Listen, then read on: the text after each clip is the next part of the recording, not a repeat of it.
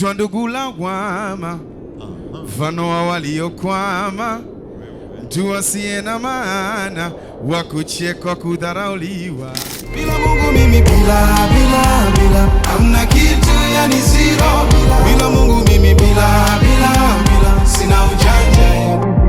Wageni walikwa, mabibi na mabwana, ilikuwa ni miaka, ikawa miezi, hatimaye sasa ni sekunde chache. Namshukuru Mungu amenipa zawadi ambaye ni huyu pacha wangu, na ninajihesabia kwamba ni neema na ushuhuda kwa Mungu. Kwa hiyo mbele yenu namtambulisha Priscilla Peter Olomi. Ni pacha wangu, mdogo wangu, rafiki yangu, mshauri wangu na msiri wangu. Karibu pacha kwenye usiku wako na umependeza sana.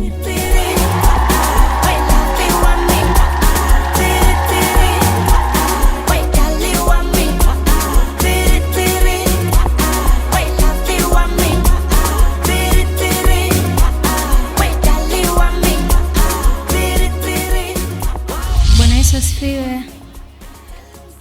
Ninamtambulisha mbele yenu aliyepo kulia kwangu, ni mume wangu mtarajiwa, kwa majina anaitwa Philemon Jason Rezaula. Bwana Yesu asifiwe.